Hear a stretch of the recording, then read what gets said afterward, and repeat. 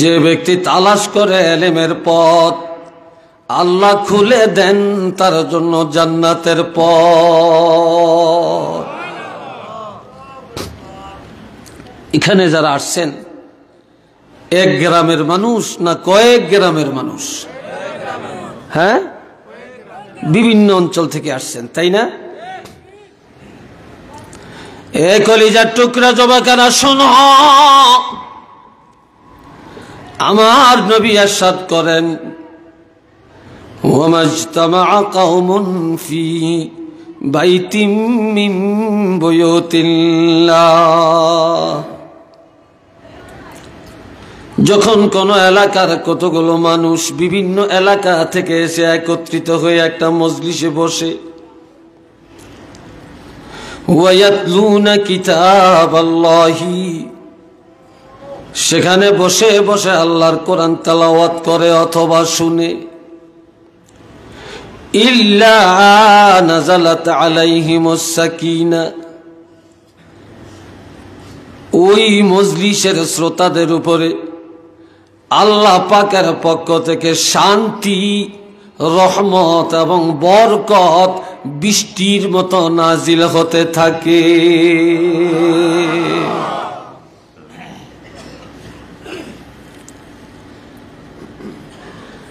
ইয়াতলুনা কিতাবাল্লাহি ওয়া ইয়াতাদারাসুনাহু বাইনাহুম। এই মানুষগুলি উঠে কেন? এরা কি ছাত্র নাকি, না চলে যাচ্ছেন? কেন উঠবেন? উঠবেন না। এ বাবাজি খেয়াল করেন,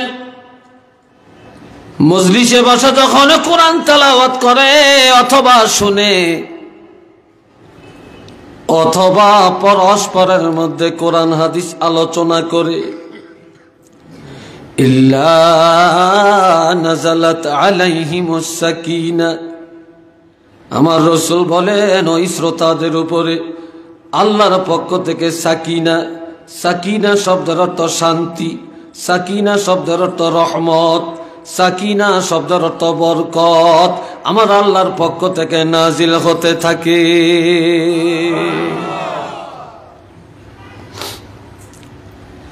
ওয়া গাশিয়াতহুমুর রাহমা, আমাদের চারিদিকে এখন রহমত, আল্লাহর রহমত আমাদেরকে গ্রাউ করে রাখছে, বেষ্টনী দিয়ে রেখেছে। মুসলিম শরীফ কিতাবুল ইলমের মধ্যে রাসূল বলেছেন যে মানুষ ওয়াজ মাহফিলে ইলমে দ্বীনের মজলিসে এমন ভাবে বসে থাকে, হাত্তাল হিতানু ফি জাওফিল মায়ে, পানির ভিতরে মাছগুলো যেভাবে ডুবে থাকে, ওয়াজ মাহফিলে ইলমে দ্বীনের মজলিসে আল্লাহর বান্দাগুলো তেমনি ভাবে আল্লাহ পাকের রহমতের সাগরের মধ্যে ডুবে থাকে। এ তো মারহাবা কর, আল্লাহু আকবার। ওয়াহাফাতহুমুল মালাইকা,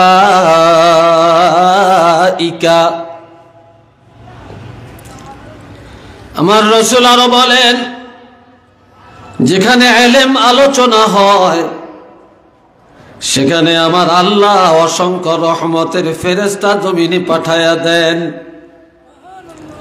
ওই ফেরেশতারা কানায় কানায় ভরে বসে যায়, আর একদল ফেরেশতা চারিদিকে দাঁড়িয়ে যায়, একজনের হাতে আরেকজনে ধরে, একজনের কাঁধের উপরে আরেকজনে দাঁড়ায়। এইভাবে চারিদিক থেকে দাঁড়াইতে দাঁড়াইতে প্রথম আসমান পর্যন্ত দাঁড়িয়ে যায়।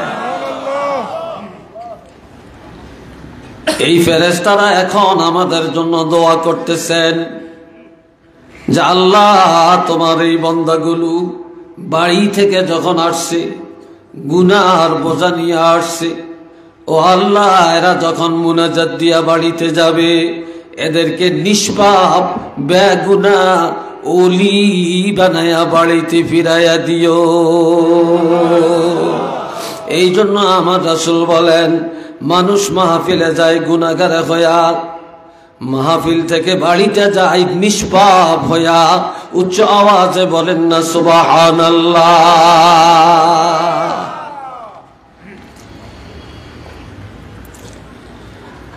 ছেলে যদি পরীক্ষা দিয়া পাস করে,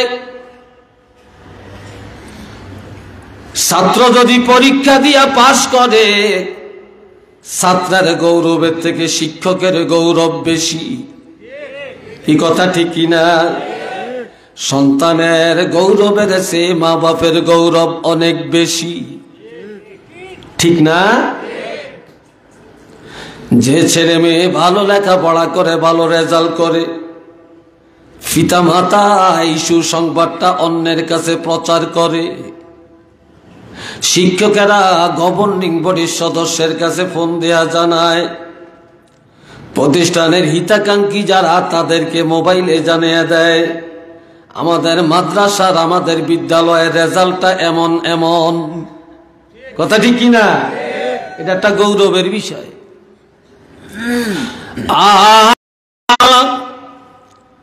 ওয়াযাকারাহুমুল্লাহু ফী মান ইনদা।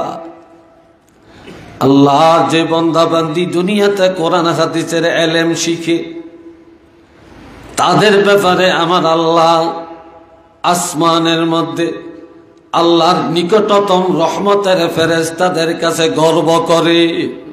কি করে? আল্লাহ নিজে গর্ববোধ করে, উল্লেখ করে করে জানিয়ে দেন, আমার অমক বান্দা, আমার অমক বান্দা ওই দেখো কোরআন হাদিসের ইলম শিখতে আসে। তখন আল্লাহ জানিয়ে দেন, ফেরেশতারা জানা থাকো, আমি আমার এই বান্দাগুলোকে ক্ষমা করে দিলাম। এটা চিল্লে বলেন না সুবহানাল্লাহ।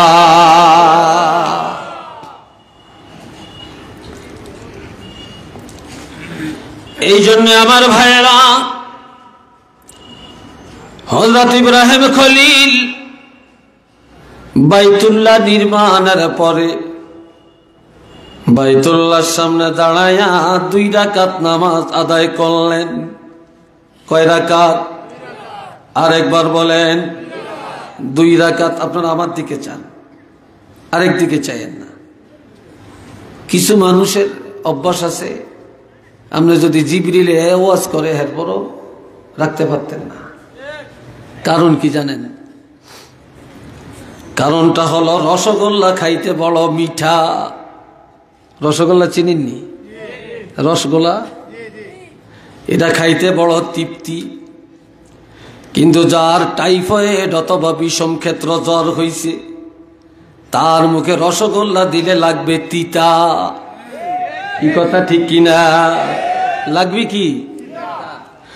আজ মুসলমান হারামের পিছনে চলতে চলতে, মিথ্যার পিছনে প্রতিষ্ঠিত হতে হতে, গুনাহ বা নাফরমানি করতে করতে আমাদের অন্তর এখন এতটা খারাপ হইছে, কোরআন হাদিসের মিষ্টি কথাগুলা যত বলবেন তাদের কাছে তিতা লাগবে। কি ঠিক না?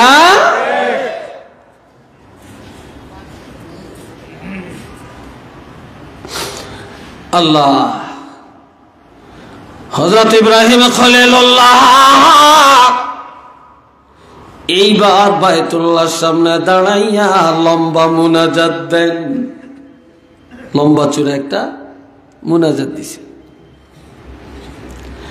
এই মুনাজাতের মধ্যে আল্লাহর কাছে বললেন, আল্লাহ রব্বানা ওয়া বা'আস ফীহিম রাসূলাম মিনহুম ইয়াতলু আলাইহিম আয়াতিকা ওয়া ইউআল্লিমুহুমুল কিতাবা ওয়াল হিকমাতা ওয়া ইউযাক্কিহিম ইন্নাকা আনতাল আজিজুল হাকীম।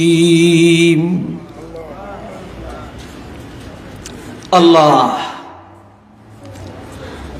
ও দোস্ত বুজুর্গ ভাইরা রে, কলিজার টুকরা যুবকেরা শোনো,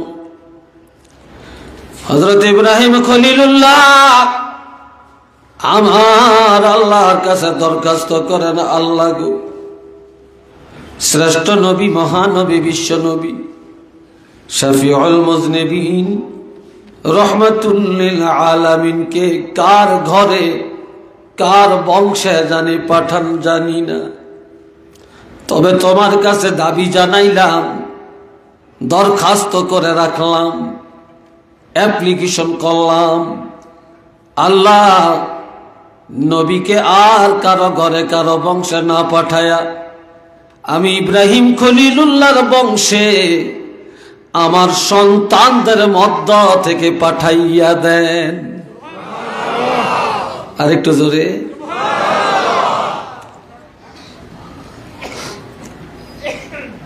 তবে আল্লাহ নবীকে যে পাঠাবেন, নবীর মধ্যে যেন 4টা গুণ পাওয়া যায়। কয়টা ভাই? আরেকটু জোরে কর। আমগো নবীর গুণ কি 4টা? এক কথায় যার গুণের কোনো তুলনা নাই, আছে নাকি? বাবাজিরা রে আমার, হযরত ইব্রাহিম খলিল 1 নম্বরে চাইলেন আল্লাহর কাছে, ইয়াতলু আলাইহিম আয়াতিকা। আল্লাহ যেই নবীর প্রথম গুণবলী হবে, বৈশিষ্ট্যটা হবে, যিনি বিশ্ব জগতের মানুষের কাছে আল্লাহ আপনার কুদরতের নিদর্শন, সবচেয়ে বড় নিয়ামত 30 পারা কোরআন তেলাওয়াত করবেন। কি করবেন? কোরআন শরীফ তেলাওয়াত করবেন। আমার বাবাজিরা, কোরআনের ইলম শিখা যেমন ফরজ, সহিভাবে কোরআন তেলাওয়াত করাটাও ফরজ। তবে কোরআনের ইলম, কোরআনের তাফসীর যদি সমাজের মধ্যে 2-4 জন 20 জন হয়, ফরজ আদায় হয়ে যাবে। কিন্তু সহিভাবে কোরআন তেলাওয়াত করা সকলের জন্য ফরজ। সমাজের 10 জনে শিখলে হবে না, সর্বস্তরের সকল মুসলমানের উপরে সহিভাবে কোরআন শিক্ষা করা ফরজ। এই সহি কোরআন তেলাওয়াত শিক্ষা দিবেন, বা যেই নবীর প্রথম গুণটা হবে তেলাওয়াতের গুণ। একটু মারহাবা কন, আর একটু জোরে। আর এই তেলাওয়াতের আদর্শ, সহি তেলাওয়াতের আদর্শ, সহি তেলাওয়াতের গুণাবলী, এটা এই সিলেটের জমিনে আছে। আর এই বৈশিষ্ট্যটা ছিল একমাত্র আল্লামা সাহেব কাবলা আব্দুল লতিফ রহমতুল্লাহ আলাইহি। কথাটি কি বলেন? ফুলতলির আল্লাহর ওলি, ওনার মধ্যে এই আদর্শটা ছিল কিনা? না সন্দেহ আছে মনে হয়? জোরে বলেন, ছিল কিনা? এই দেশের ঘরে ঘরে সহি কোরআন তেলাওয়াত শিক্ষা দেওয়ার জন্য আল্লামা সাহেব কাবলা ফুলতলি রহমতুল্লাহ আলাইহি সারাটা জীবন জিহাদ করে গিয়েছে কিনা? আল্লাহ কবুল করো, কোন আমিন। হযরত ইব্রাহিম খলিল 2 নম্বরে দোয়া করলেন, ওয়ায়ুআল্লিমুহুমুল কিতাবা। আল্লাহ যে নবীর দ্বিতীয় বৈশিষ্ট্যটা হবে কোরআন শিক্ষা দেওয়ার বৈশিষ্ট্য, যিনি বিশ্ব জগতের মানুষের কোরআন শিখাবেন। কি শিখাবেন? কথা বলেন, কি শিখাবেন? কোরআন শিখাবেন। ভাইস চেয়ারম্যান ওখানে গেলেন কেন? ও আচ্ছা, ঠিক আছে, আপনার যেমনি ভালো লাগে বসেন। আপনার এই জায়গাটা দিয়ে এত হাঁটাহাঁটি করেন কেন? একটা কথা শুনেন, মাহফিলের পাশে দিয়ে হাঁটাহাঁটি করলে, বক্তার নজর পড়লে কথার মোড় ঘুরে যায়, দাসটা নষ্ট হয়ে যায়। এই জন্য এক্ষেত্রে এই হাঁটবেন না এইভাবে। বিরক্ত বোধ করছেন মনে হয় আমার কথা। কি বলেন, বিরক্ত বোধ করছেন? আল্লাহ শুনেন, এই ভাইয়েরা আমার, এই জন্য এই দুনিয়ায় যে যত বড় পেশার মানুষ থাকেন না কেন, যারা শিক্ষকতার দায়িত্বে আছেন সবচেয়ে বড় দামি পেশায় আছেন, কেননা কোরআন হাদিসের এলেম যারা শিখায় তারা নবীর দায়িত্ব পালন করছেন। কেননা নবী বলেছেন বুইস্তু মুআল্লিমা, আমি একজন শিক্ষক হয়ে দুনিয়াতে আগমন করেছি। নবী ছিলেন একজন শিক্ষক, আর নবীর এই শিক্ষকতার দায়িত্ব এবং ওলামায়ে কেরামেরা পালন করেন। এই জন্য যারা এলেম শিখায় তাদের দাম আল্লাহর কাছে অনেক বেশি। এটা মারহাবা খান, আলহামদুলিল্লাহ বলেন। বেতন কম হইল, দাম কি কম না বেশি? হ্যাঁ বেশি না? মসজিদের ইমামের বেতন ৩,০০০, ৪,০০০, সর্বোচ্চ ৫,০০০। কথা ঠিক কিনা? অথচ একজন ইমামের বাড়িটা হওয়ার কথা ছিল প্রধানমন্ত্রীর বাড়ির মতো, গাড়িটা হওয়ার কথা ছিল প্রেসিডেন্টের গাড়ির মতো। কি কথা ঠিক কিনা? প্রধানমন্ত্রীর বেতন যা, একজন ইমামের বেতন হওয়ার কথা ছিল তা। ঠিক কিনা? তো এই তাহলে এই মানুষ ভাবত যে আলেম হইলে বাদশাহী হালতে চলতে পারে, বাড়ি পায়, গাড়ি পায়, ভালো চলতে পারে, তাইলে সব মানুষ আর কোনো পেশায় না নিয়া কোরআন হাদিসের পেশাই প্রত্যেকে থাকতেন। কি ভাই কথা ঠিক কিনা? এখন দেখা যায় ইমামতি করিও বেতন পায় না, মাদ্রাসা পড়িও ভালো বেতন পায় না। এই জন্য অনেক ক্ষেত্রে অনেক আলেমরাও নিজের সন্তানরে আলেম বানাতে চায় না। বিশ্বাস হয় আপনাদের? কি বলেন, বিশ্বাস হয়? আল্লাহ, এই জন্য যত আপনি দেখেন আলেম কারা হয়, আলেম হয় গরিবের ছেলেরা, আলেম হয় মধ্যবিত্তের ছেলেরা, হাফেজ সাহেব হয় গরিবের ছেলেরা। একজন মন্ত্রীর ছেলে আলেম পাবেন না, একজন প্রেসিডেন্টের সন্তান আলেম পাবেন না, কোন এমপি সাহেবের ছেলে ঘরে আলেম পাবেন না, কোন কোটিপতির ছেলে আলেম পাওয়া যায় না, শিল্পপতির সন্তান আলেম পাওয়া যায় না। আলেম হয় গরিবের সন্তানেরা, আলেম হয় অসহায় মানুষের ছেলেরা। এই জন্য আল্লাহর হাবিব বলছেন গরিব আর মধ্যবিত্ত মানুষেরা আর আলেমের পিতামাতারা, আলেমের আত্মীয় স্বজনেরা কিয়ামতের ময়দানে ১ নম্বরে প্রথম কাতারে জান্নাতে যাবে। জোরে বলেন আল্লাহু আকবার।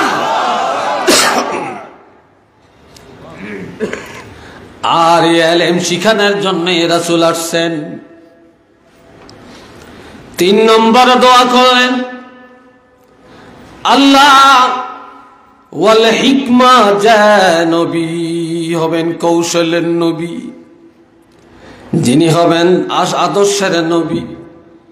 এই জমিনের মধ্যে যার আদর্শ চলবে, যেই নবীর সুন্নত তরিকায় জগৎ চলবে, যে নবীর আদর্শে নামাজ, যে নবীর আদর্শে রোজা, যে নবীর আদর্শে হজ, যে নবীর আদর্শে সমাজ, যে নবীর আদর্শে রাষ্ট্র, যে নবীর আদর্শে ব্যবসা, যে নবীর আদর্শে রাজনীতি, যে নবীর আদর্শে অর্থনীতি, সে এমন একজন আদর্শের নবী আমি ইব্রাহিম খলিলের বংশে পাঠায়া দেন।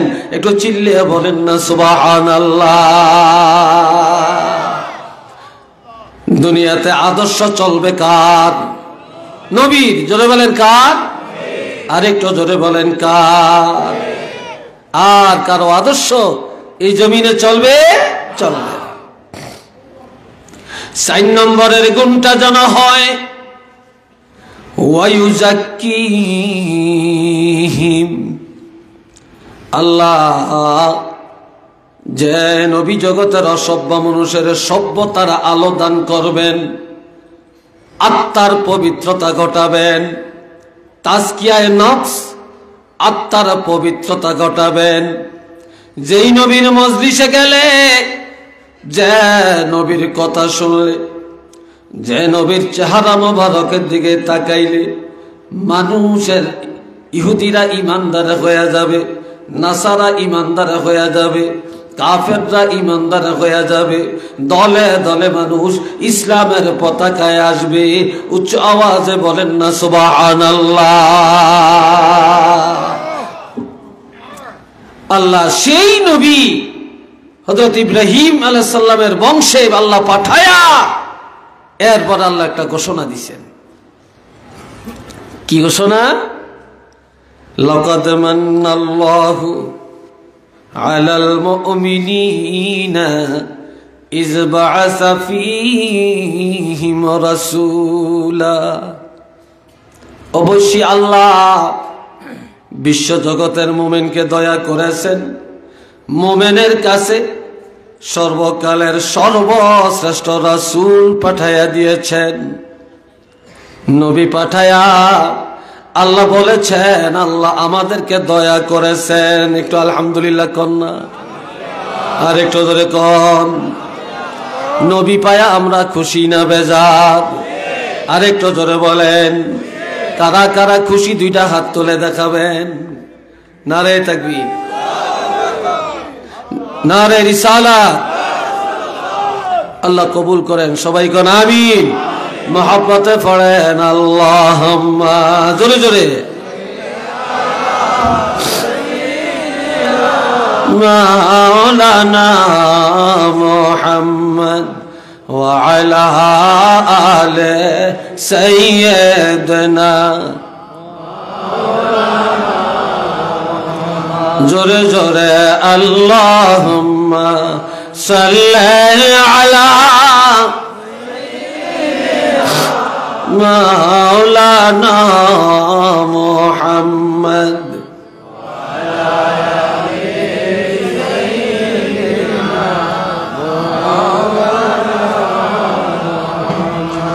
সবাই উচ্চ আওয়াজে বলেন আলহামদুলিল্লাহ। পিছন দিয়ে বলে না, এক আওয়াজে একসাথে বলবেন আলহামদুলিল্লাহ। কষ্ট হইতেছে মনে আপনাদের না? বিরক্ত লাগছে সম্ভবত। কথা চলবেনি আরো কিছু? রাজি আছেন? রাজি নাই কে একটু হাত তোলেন তো। মাশাআল্লাহ, সবাই রাজি। আল্লাহ কবুল করেন, বলেন আমিন। আর একটু জোরে কোন আমিন। আমরা নবীর উম্মতেরা সবচেয়ে দামি হইলাম কেন? তিনটা কারণে। জোরে বলেন, কয়টা কারণ? তিনটা কারণ।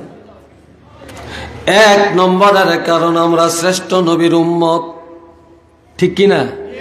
নবী যত দামি উম্মত তত দামি, নাকি বলেন?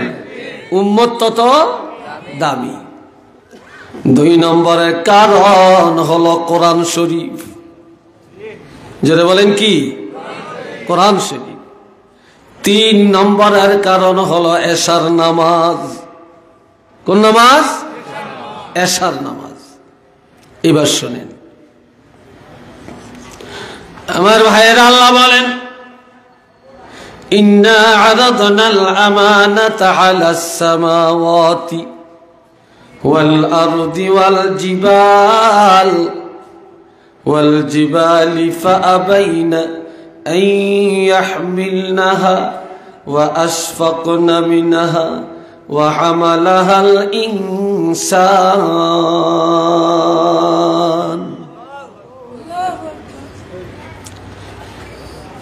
30 পারা কোরআন আমি আল্লাহ আসমানের মধ্যে রাখতে চেয়েছিলাম,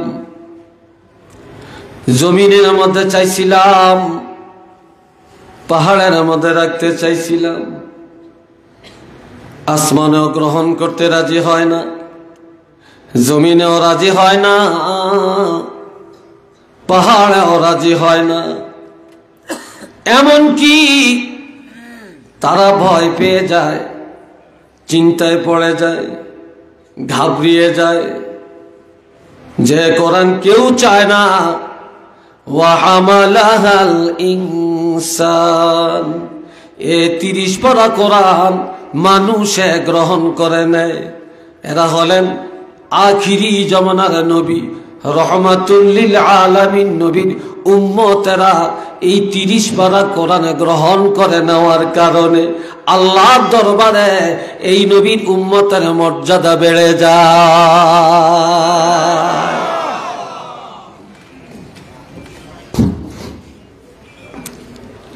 এরপরে আসেন এশার নামাজের কারণ, এটার ব্যাখ্যাটা কি? আগের নবীরা 4 ওয়াক্ত নামাজ আদায় করেছিলেন। কয় ওয়াক্ত? জোরে কোন? একসাথে না।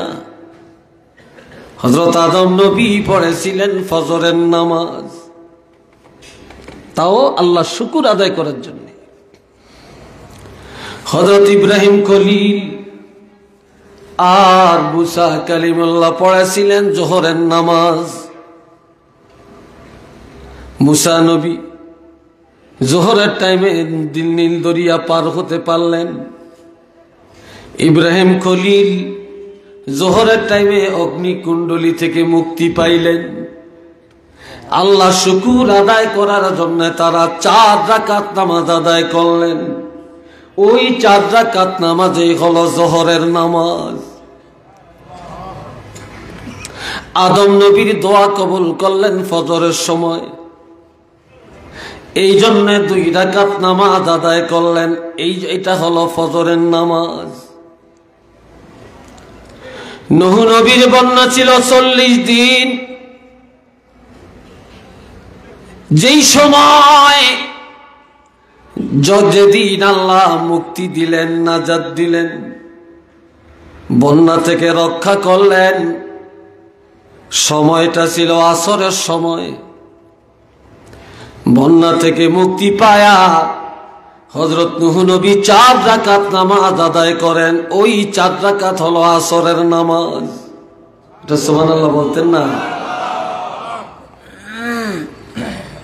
মানুষ বিপদে পড়ে পয়গাম্বরের কাছে দোয়া চায়, এই যুগে ওলি আল্লাহর কাছে দোয়া চায়, পীর সাহেবের কাছে দোয়া চায়, আলেমের কাছে দোয়া চায়, পানি পড়া তেল পড়া নেয়, কিন্তু নামাজ পড়ে না, হালাল খায় না। হুজুর মাথাটা হাত দিয়ে দেন, কথা ঠিক কিনা? আরে মাথায় হাত দিলি কি লাভ হবে? তুমি নামাজ পড়ো, সত্য কথা বলো, পাক পবিত্র হইয়া চলো, পানি পড়া তেল পড়ার প্রয়োজন হবে না, কথা ঠিক কিনা? বাবাজিরা খেয়াল করেন, দাউদ নবীর উম্মতেরা মহামারীতে পড়িয়া মহামারী থেকে মুক্তি পাওয়ার জন্য হযরত দাউদ নবীর কাছে আসরের সময় আসিয়া দোয়া চায়। এই যুগে করোনা, ওমিক্রন, দোয়া তো আমরা চাই না, দোয়ার দরকার নাই। বাবাজিরা রে আমার, এখনো যারা ভালো আছেন, বিশ্বের মধ্যে এখনো বাংলাদেশ অনেক ভালো আছে। এটার একমাত্র কারণ মুহূর্তে মুহূর্তে মসজিদে মসজিদে, মাদ্রাসায় মাদ্রাসায়, ওয়াজ মাহফিলে প্রতিদিন হাজার হাজার আলেমরা দোয়া করছে, ঠিক না? আর এটার বিরুদ্ধে এখন ষড়যন্ত্র চলছে, কিভাবে এটা বন্ধ করা যায়। বন্ধুরা রে আমার, অনেক জায়গায় বন্ধ করেও দিছে, বন্ধ হয়েও গেছে, কিন্তু এই মাহফিলগুলি যদি বন্ধ হয়ে যায়, দোয়া বন্ধ হয়ে যাবে, আল্লাহর রহমত বন্ধ হয়ে যাবে, গজব কম আসবে না বেশি আসবে। সব বুঝি, এটা বুঝি না কেন? হাজিরিনে কেরাম, হযরত দাউদ নবীর কাছে আসরের সময় দোয়া চায়। দাউদ নবী হাত তুলে দোয়া করলেন, এত বড় লম্বা দোয়া করলেন। নবীরা দোয়া করলে কবুল হইছে কি হয় না, সাথে সাথে আল্লাহ জানায়া দেন। কিন্তু দাউদ নবীর মুনাজাত কবুল হয় না, এই জন্য দোয়া শেষ করে না। দোয়া বাড়াইতে বাড়াইতে বেলা ডুবে যায়। বেলা ডুবে যাওয়ার পরে হযরত দাউদ নবীর কাছে জিবরাইল আমিন এসে জানায়, হুজুর মুনাজাত শেষ করেন, আপনার মুনাজাত কবুল হয়ে গেছে। আরো আস্তে, আরো আস্তে। আর এই সময় মুনাজাতটা শেষ করিয়া হযরত দাউদ নবী আল্লাহ শুকর আদায় করার জন্য, যে আল্লাহর দরবারে মুনাজাত কবুল হয়েছে, এই শুকর আদায় করার জন্য 4 রাকাত নামাজের নিয়ত করলেন। কয় রাকাত? 4 রাকাত। হযরত দাউদ নবী 3 রাকাত পড়লেন সুস্থভাবে। কয় রাকাত? 4র্থ রাকাত পড়ার আগে আগে নামাজের মধ্যে এমন আল্লাহর ভয় এসে যায়, হযরত দাউদ নবী নামাজে কাঁদতে কাঁদতে বেহুশ হয়ে পড়ে গেলেন। কিন্তু বেহুশ হয়ে গেলে আর নামাজ নাই। লা তাকরাবুস সালাতা ওয়া আনতুম সুকারা, আল্লাহ বলছেন নামাজের কাছে যাও না যতক্ষণ তোমরা জ্ঞানহীন ভাবে থাকবে, বেহুশ থাকবে। এখন জ্ঞান ফিরে আসার পরে দাউদ নবী আমার আল্লাহর কাছে কাঁদেন, আল্লাহ আমি তো 4 রাকাত নামাজের নিয়ত করছিলাম, 3 রাকাত পড়েছিলাম, 4র্থ রাকাত আর পড়তে পারলাম না। আমার এই নামাজের উপায় কি? আমার আল্লাহ জানিয়ে দেন, দাউদ রে এই নামাজ আর পড়া লাগবে না, আর পড়া লাগবে না।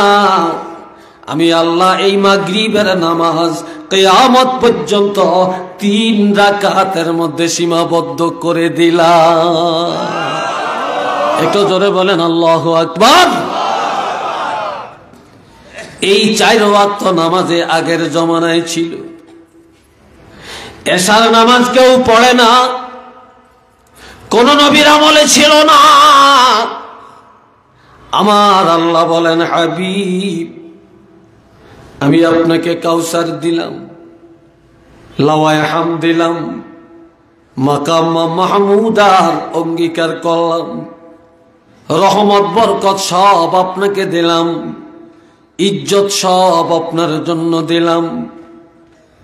হাবিব আমি আল্লাহ আপনার উম্মতের ইজ্জত বাড়াইয়া দেওয়ার জন্য আমি আল্লাহর পক্ষ থেকে একটা উপহার দিলাম। কি দিলাম? আমি আল্লাহর পক্ষ থেকে উপহার ঘোষণা করলাম। নবী জানতে চাইলেন, আল্লাহ আমার উম্মতের কি উপহারটা দিবেন? তখন আল্লাহ জানিয়ে দেন, আগের নবীদের 4 ওয়াক্ত নামাজ আপনার উম্মতের জন্য ফরজ রাখলাম, এই সাথে সকল জাতির উপরে তাদের সম্মান বাড়াইয়া দেওয়ার জন্য আমি আল্লাহর পক্ষ থেকে এশার নামাজ উপহার দিলাম।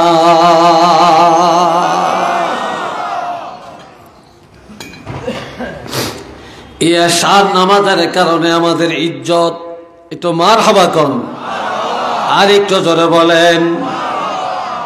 তাইলে আমার ভাইয়েরা, নবীর কারণে সম্মান, কোরআনের কারণে সম্মান।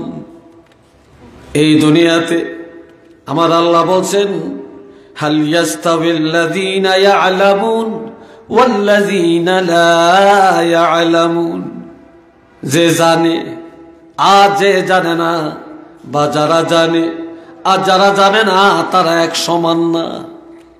যারা আলেম আর যারা মূর্খ তারা এক সমান না। কেননা আল্লাহ কোরআনের আরেক আয়াতে ঘোষণা দিলেন, ইন্নাহু কানা যালুমান জাহুলা। কোন একবার সুবহানাল্লাহ, আলহামদুলিল্লাহ। কয় কোরআন দেওয়ার পরে, কোরআন পাওয়ার পরে এই কোরআনের ইলম যারা অর্জন করে তারাই হলো জ্ঞানী, তারাই হলো আল্লাহর কাছে দামি। আর এই কোরআন দেওয়ার পরে কোরআন থেকে যারা মুখ ফিরে আনে, কোরআনের ইলম যারা অর্জন করে না, তারাই হলো মূর্খ, আর তারাই হলো পৃথিবীতে সবচেয়ে বড় জালেম। একটু চিল্লিয়া বলেন না নাউজুবিল্লাহ। এই কোরআনের ইলম, এই কোরআনের পক্ষে, এই ইলমে দ্বীনের পক্ষে আমরা আছি কি নাই? আরো জোরে কম, হাত তুলে দেখাইতে পারবেন? একটু দেখান, দুইটা হাত তোলেন। নারে তাকবীর, নারে রিসালাত। আল্লাহ কবুল করেন, সবাই বলেন আমিন। আর একবার বলেন আমিন। এবারে আসে না সন্তানের মাদ্রাসায় দিলে, আলেমের বাপ হলে, আলেমের মা, আলেমের দাদা, আলেমের নানা, আলেমের বংশ, ইজ্জত আল্লাহর কাছে বাড়বে না কমবে? আরেকবার বলেন। একটা কথা বিশ্বাস করেন, বর্তমানে অধিকাংশ সন্তানেরা জানাজা ছাড়া মা বাপরে মাটি দেয়। একটু নাউজুবিল্লাহ বলেন। বিশ্বাস হয় আপনাদের? কি ছাড়া? কথা কয় না। কি ছাড়া? জানাজা ছাড়া, দোয়া ছাড়া মাটি দেয়। এমএ পাস একটা ছেলে, এমপি, টিওনো, ডিসি, এডিসি জেনারেল, অনেক শিল্পপতি, বাবার জানাজা পড়তে আসছে, মায়ের জানাজা পড়তে আসছে। এসে কয়, হুজুর জানাজার দোয়াটা একটু কইয়া দেন। যেই ছেলে বাপের জানাজা পড়তে আইসা বলে, দোয়াটা একটু বলে দেন। হুজুর তাকবীর কয়টা দিতে হইব, নিয়তটা বলে দেন। তাহলে ওই ছেলে জানাজার মধ্যে কি পড়িয়া মার আর বাপের জানাজা পড়ছে? আপনাদের কাছে প্রশ্ন।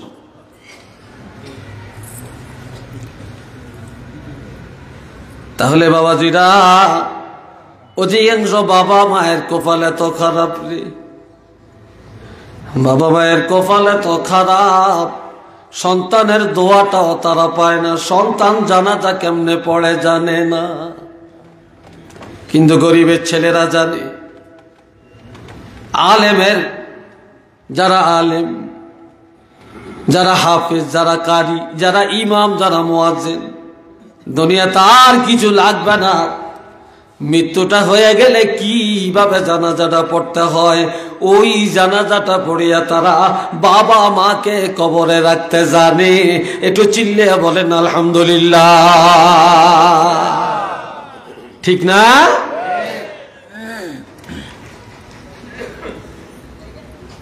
বন্ধুরা রে আমার, একজন ছাত্রের দাম কত, একজন আলেমের দাম কত? قال رسول الله صلى الله عليه وسلم إن العالم أو متعلم إذا مر على قرية يرفع عنه عذاب القبر 40 يوما। আমার নবী ইরশাদ করেন, একজন আলেম অথবা একজন ছাত্র, এই ছেলেরা আমার দিকে চাও কিনা? মাদ্রাসার ছাত্ররা আসেনি? কেউ আসেনি এখানে? দেখি কারা কারা হাত তুলে দেখাও তো। মাশাআল্লাহ, মাশাআল্লাহ, হাত নামাও। কষ্ট হয়েছে তোমরা না? মাদ্রাসার ছাত্ররা শোনো, তোমাদের কত দাম।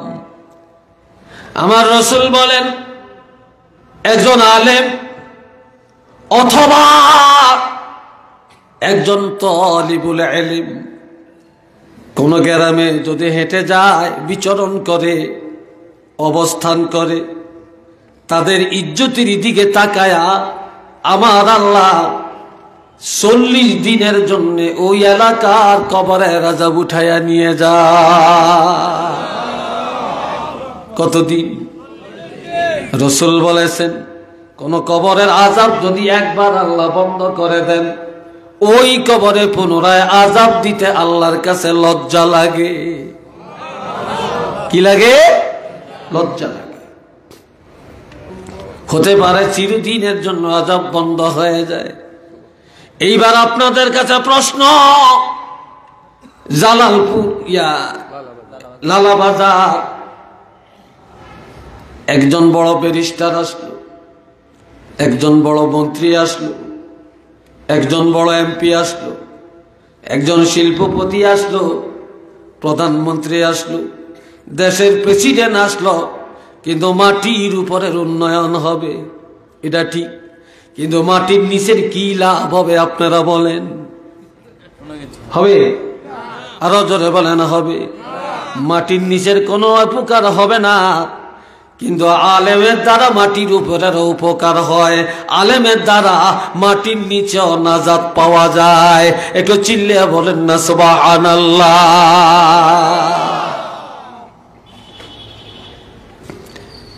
একটা মানুষ মদ পান করত জাহিলি যুগে, আর লোকটা চুরি করত। এই লোকটা নামাজ পড়তো না, সে বুঝে ফেলছে জাহান্নাম ছাড়া উপায় নাই। বিবিকে ডাক দিয়া বলল, বিবি আমি যদি মরে যাই, তোমার গর্ভে যে বাচ্চাটা আছে, এই বাচ্চাটা যদি ছেলে হয়, আমি ওসিয়ত করে গেলাম তাকে মাদ্রাসায় এলেম শিখাইও। কি শিখাইও? এলেম শিখাইও। এখন তার বিবি একটা পুত্র সন্তান প্রসব করল। আস্তে আস্তে ছেলেটা বড় হয়, কথা শিখে হাঁটে, হাতে ধরে ধরে এইবারে নিয়ে যায় মুক্তবে ওস্তাদের কাছে। ওস্তাদ তারে বসায় আউযু বিল্লাহ বিসমিল্লাহ তাকে পড়ায়। এবার তার কসি জবানে, নিষ্পাপ জবানে যখন বিসমিল্লাহ পড়ে, এই দিকে তার বাবার কবরে আযাব চলছে। আল্লাহ ডাক দিয়া বলে, ফেরেশতারা রে, এই লোকটা যত বড় পাপী হোক না কেন, যত বড় অপরাধী হোক না কেন, ছেলের জবানে মক্তবে গিয়া, মাদ্রাসায় গিয়া শুধু বিসমিল্লাহ তেলাওয়াত করল, আমার রহমতের দরিয়ায় জোশ মেরে উঠল, তার বাবা জাহান্নামের আগুনে জ্বলবে হয় না। এই ছেলের জবানে বিসমিল্লাহ বলার কারণে আমি আল্লাহ তার বাবার কবরটাকে জান্নাতের বাগান বানায়া দিলাম। এটা জোরে সরে বলেন আল্লাহু আকবার। এখন হাওলাত করেন না, হুজুর দিয়া জানাজা পড়াই, হাওলাত করেন না, হুজুর দিয়া আমরা জিয়ারত করাই। নিজের ছেলে যদি জিয়ারত করতে জানে, নিজের ছেলে যদি বাবা মায়ের জানাজা পড়তে জানে, আর নাতি যদি দাদা নানার জানাজা পড়তে জানে, বলেন তো এর চাইতে বড় আর কিছু আছে কিনা? চিল্লিয়ে বলেন আছে? আমি আমার বাপের একমাত্র ছেলে, আমার কথা বলি, আমার আর কোনো ভাই নাই। আমি আমার মায়ের একমাত্র ছেলে, আমার বোন আছে 4 জন, আমার আর ভাই নাই। 3 বোনের পরে আল্লাহ আমাকে পাঠাইছে। আমার মা আমাকে কোলে নিয়ে নিয়ত করেছে মাদ্রাসায় পড়াবে। আমার বাবা কোলে নিয়ে নিয়ত করেছে একটা ছেলে মাদ্রাসায় পড়াবো। আমাকে মাদ্রাসায় নিয়ে গেলেন। এরপরে আমার পাশের আরেকজন চাচি আম্মা, তার ছেলে করে অনেক বড় বড় শিক্ষিত বানাইছে, অনেক বড় চাকরি করে। কিন্তু একদিন আমার মাকে বলল, আফা ছেলেটারে মাদ্রাসায় দিলেন কেন? মাদ্রাসায় পড়ে কি চাকরি করবে? আমার ছেলেরা সব এমএ পাস, এরা তো নিশ্চয়ই ভালো ভালো চাকরি করবে। তখন মা চোখের পানি ছেড়ে আমাকে কোলে নিয়ে বললেন, রিজিকের পয়সালা তো আল্লাহর হাতে, চাকরির মালিক তো আল্লাহ। এই পৃথিবীতে কত কুকুর আর বিড়াল আছে, কত পশু পাখি আছে, তাদের খেতি নাই, জিরাত নাই, ঘর নাই, বাড়ি নাই, তারা অত খায়, তাদের আল্লাহ খাওয়ায়, ঠিক না? তবে আমার ছেলে রিজিক আল্লাহর হাতে। বড় চাকরি করবে আশা করি না, বড় কিছু করবে আশা করি না। তবে একমাত্র আশা, মরলে জানাজা পড়বে, যেখানে থাকে দোয়াটা করবে, কবরের কাছে যায় সালামটা দিবে। এর চাইতে বড় কিছুর আশা করি না। আছি আব্বার জন্য, মায়ের জন্য দোয়া করি, আমাকে ইংরেজি না পড়ায়া, কলেজে না পড়ায়া, দুনিয়া বিজ্ঞানে জ্ঞানী না বানায়, মাদ্রাসায় পড়ালেন, যতটুকু সম্ভব এলেম শিখালেন, মরের মানিয়ে নিতে পারি, প্রতিদিন বাবা মায়ের জন্য দোয়াটা করতে পারি। মায়ের জানাজা পড়লাম, বাপের জানাজা পড়লাম, বংশের মানুষের জানাজা পড়তে পারি, এর চাইতে বড় চাওয়া পাওয়ার কিছু নাই রে। কিন্তু রিজিক আল্লাহ কম দেয় না, কম দেয় না। আল্লাহ এত সুখী রেখেছে, এত টাকা আল্লাহ দেখাইছে।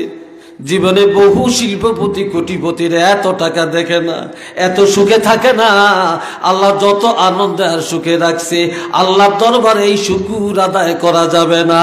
উচ্চ আওয়াজে বলি আলহামদুলিল্লাহ।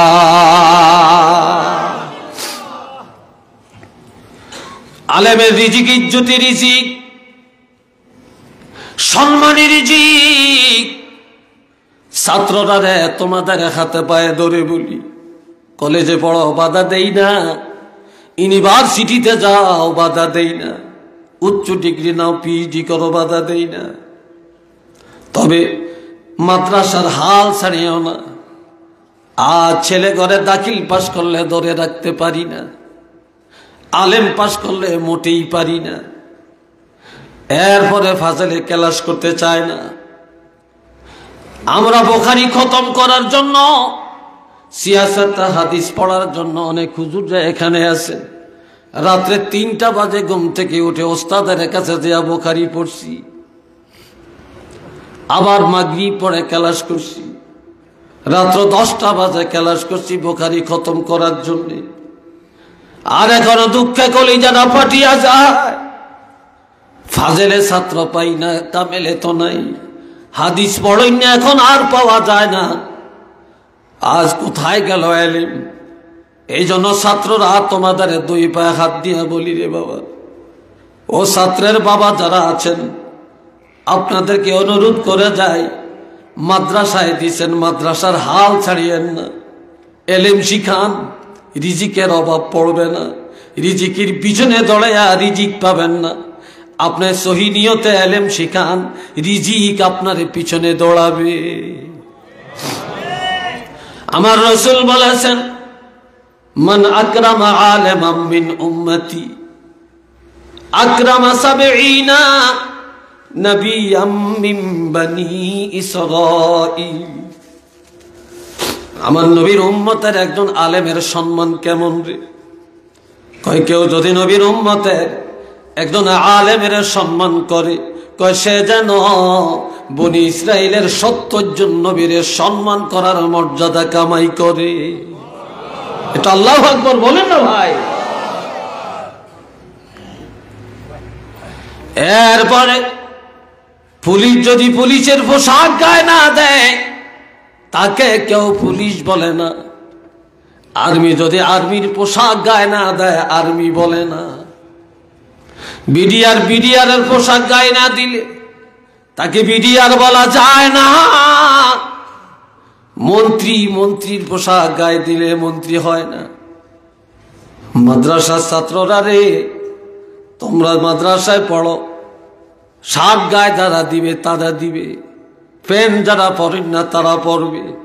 আমি এটা নাজায়েজ বলি না। তবে মাদ্রাসার একটা ইউনিফর্ম আছে, এলেমের একটা ইউনিফর্ম আছে। মাদ্রাসার ছাত্ররা যদি মাদ্রাসার পোশাক গায়ে না দাও, টুপি যদি ঠিক মতো ব্যবহার না করো, তোমরা যদি লম্বা জামা গায়ে না দাও, সুন্নতি পোশাক যদি গায়ে না থাকে, তোমরা যদি ফ্যান ফিন্দা যদি আসো, তোমরা যদি মাদ্রাসার পোশাক ধারণ না করো তাহলে এই জগতে তোমারও দাম থাকবে না, তোমার পিছনে কেউ নামাজ পড়বে না, তোমাকে কেউ সালাম দিবে না, তোমারও কেউ আলেম বলবে না। কথা ঠিক কিনা? আল্লাহ এই জন্য হাতে পায়ে ধরে বলি, আমল ঠিক করো। আন্নাসু কুল্লুহুম হালকা ইল্লাল আলিমুন। কেননা নবী বলেছেন দুনিয়ার সব মানুষ ধ্বংস হয়ে যাবে, একমাত্র আলেমরা নাজাত পাবে। সুবহানাল্লাহ কোন? আরেকটু জোরে কোন? কে নাজাত পাবে? আলিমরা নাজাত পাবে। এই জন্য আমার ভাইয়ের আলেমের এত দাম কেন? কোরআনের শিক্ষিত যারা তাদের এত ইজ্জত কেন? এদের ইজ্জত হলো এই কোরআনের ওস্তাদ আমার আল্লাহ। জোরে কোন কে? আরেকটু জোরে বলেন কে? আর এই দুনিয়ার যত আলেমের ওস্তাদ কে? আমাদের নবী। দুনিয়ার সকল আলেমের ওস্তাদ আমার নবী। নবীর ওস্তাদ কে? কথা কয় না। নবীর ওস্তাদ কে? আর রহমান আল্লামাল কোরআন। আল দয়ালু আল্লাহ, তিনি কোরআন শিক্ষা দিয়েছেন। আমার নবীকে আল্লাহ কোরআন শিক্ষা দিয়েছেন। নবীর ওস্তাদ হলেন আল্লাহ, আর সারা জগতের আলেমের ওস্তাদ হলেন আমার নবী। যেই এলেমের ওস্তাদ নবী, আর ওই আলেমরা নবীর ওয়ারিস। নবীর ওয়ারিসের ইজ্জত বেশি না কম? একটু জোরে বলেন, বেশি না কম? এক হাদিসের মধ্যে পাইছি আল্লাহ আলেম যদি কারো জানাজা পড়ে, আলেম যদি কবরের পাশে দাঁড়ায়, আলেম যদি দোয়া করে, ওই কবরটাকে আল্লাহ জান্নাতের বাগান বানিয়ে দেয়। তো সুবহানাল্লাহ জোরে কন্যা। আরেক কিতাবে আছে আলেমরা কবরের পাড়ে গেল, গোরস্থানে গেল, আউযুবিল্লাহ পড়ল না, বিসমিল্লাহ পড়ল না, শুধু কবরের কাছে যায় দাঁড়াইছে। এই কবরের কাছে যায় দাঁড়ানোর সাথে সাথে কবরের আযাব আল্লাহ বন্ধ কইরা দিছে। আর যদি সূরা ফাতিহা, সূরা ইখলাস পড়ে, দুরূদ শরীফ পড়ে, হতে পারে ওই কবরের আযাব কিয়ামত পর্যন্ত আমার আল্লাহ মাফ করিয়া দিবে।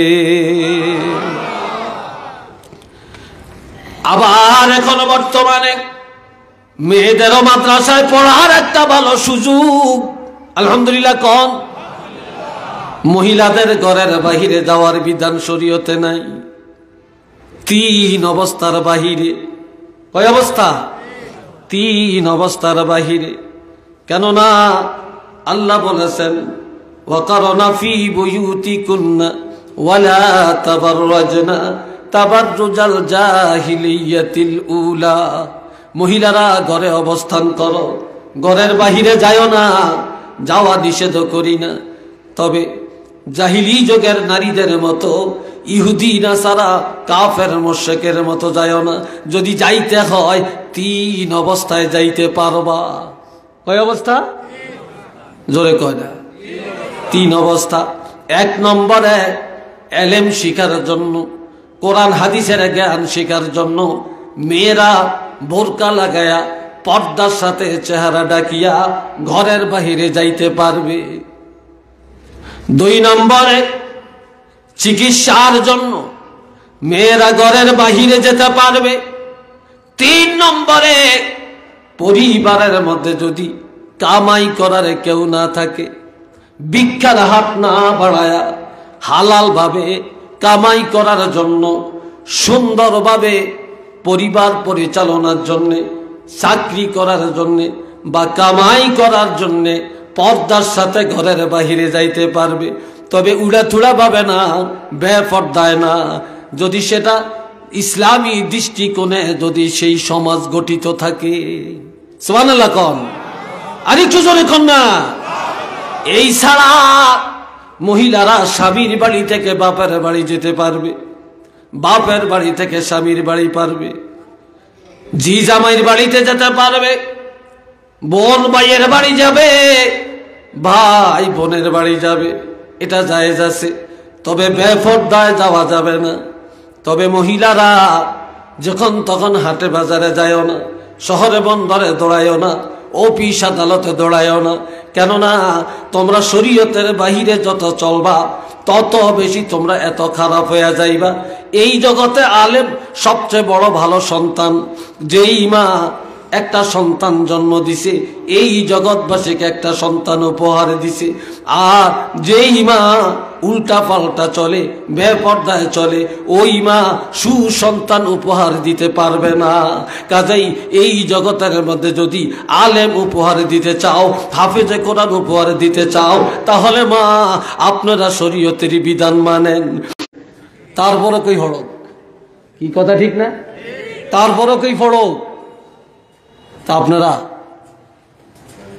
সব কিছুর মধ্যে এখন টাকা খরচ না করলে ভালো আলেম হইতে পারবে না, ভালো আলেম হইতে পারবে না।